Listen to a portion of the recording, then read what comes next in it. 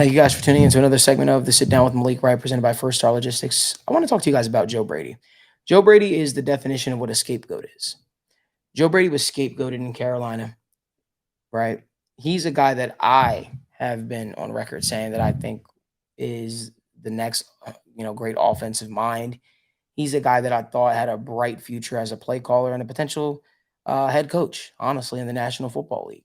And because he was under that weird staff in Carolina, led by Matt Rule, he was scapegoated.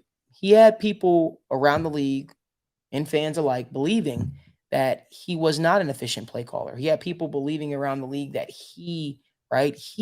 Joe Brady, could not field a successful offense in the National Football League, and thus tainting his entire resume, I would say, and potential opportunities for hire. So much so that he had to reestablish himself by becoming the quarterbacks coach of the Buffalo Bills.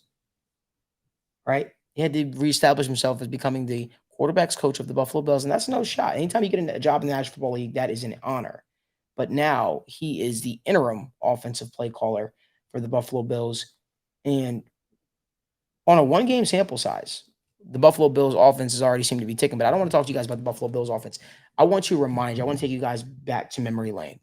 Joe Brady, his first year with the Carolina Panthers, Teddy Bridgewater was his quarterback. He almost fielded 3,000-yard wide receivers, and that's something that gets lost on people. He helped lead Robbie Chosen, right? Robbie Anderson, Robbie Chosen, whatever he goes by these days, to a 1,000-yard season, one of the most productive seasons of his career. DJ Moore almost had 1,200 yards receiving. And Curtis Samuel, a guy that isn't even being used properly with the Washington Commanders, had 851 yards under Joe Brady. This is with Teddy Bridgewater at the quarterback position. This is also with PJ Walker at the quarterback position because I know he came in for a couple of games there. This is what Joe Brady was able to do with Teddy Bridgewater in that Carolina Panthers offense. So I have a question I want to pose to you guys. What the hell do you think he could do with a guy like Josh Allen? Better yet, what do you think he could do with some of the better quarterbacks around the league? Could you imagine a Joe Brady with Joe Burrow? Oh, well, we saw that already. We saw that at LSU. Even though he wasn't the play call, he was the passing game coordinator. We know what Joe Brady can do for an offense. And even though he holds the title of interim offensive coordinator for the Buffalo Bills, someone is going to make him either the official offensive coordinator or the official head coach of their football team this offseason. You can bank that. Danny, what are your thoughts? Yeah, Joe Brady, let's just talk about how great he is. And you understand in 1 week what he turned this Buffalo Bills offense into. It's something where you don't have an entire week to implement a whole different scheme. It's the basics. And that's the one thing Josh Allen went and said about Joe Brady. Hey, we just got it back to the basics, right? He said the one thing he said to this offense was just don't get bored. Don't get bored. And the reason why is he focused on the little stuff. He focused on the simple stuff, the play action, the running the ball, taking the check down. And that's Josh Allen's biggest issue. It's always been, right? He tries to force plays. This week against the Jets, he said, I let my playmakers do the work. We also saw Josh Allen run the ball a lot more.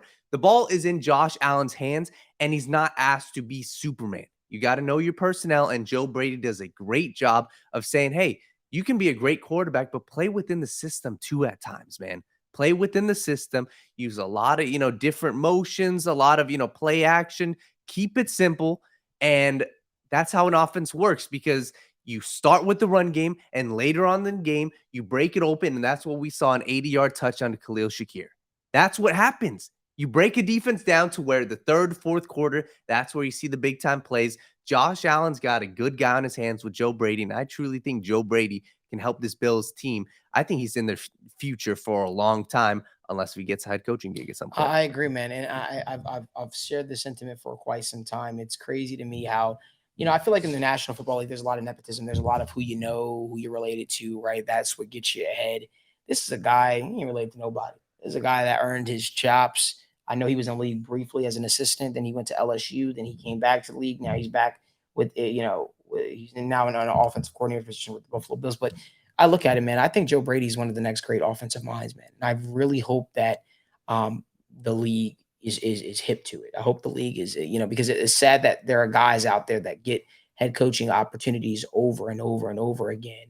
And this guy is a guy that has done nothing but prove himself, right? And then the one time the Panthers have a bad season, or not one time they've had a bad season, but the time they had a bad season while he was there, he was immediately ousted. He was immediately looked at as the scapegoat. And then you look at a couple of like what, a year or two later, they were moving on from the guy Matt Rule. that scapegoated him, and Matt Rule. So I think that Joe Brady, he's going to have a litany of jobs to pick from this offseason, whether it's the college, collegiate level, whether it's in the professional level as an offense coordinator. Hell, he might even get some head coaching job opportunities. So Joe Brady is the real deal, man. And I have a theory. I'm not going to say it yet.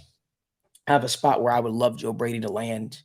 Um, because X's and O's, the guy has the chops, man. And I just think that he can really take an offense to the next level. just hate seeing talented offenses with three-headed monsters at wide receivers, a very talented back who has the ability to be to offer his to be a dual threat running back, you know, lack the consistency to put up 25, 20 plus points a game each and every single week. That just bothers me. And for the life of me, I just don't understand it. Especially you look at how much talent certain teams around the league have. But maybe it's wishful thinking. I don't know, but I just love to see Joe Brady land with a quarterback that he's familiar with. That's just my thoughts. But if you like a more video content like this, do me a favor, drop down in the comment section your thoughts on Joe Brady, because I think Joe Brady could be the savior of the Bills season. I think he can. I think we now can talk about the Bills being contenders again. I really do. But very curious to hear what you guys' thoughts are. If you like more video content like this, give this video a like, subscribe to the YouTube channel, and turn on post notifications so you guys don't miss when we go live.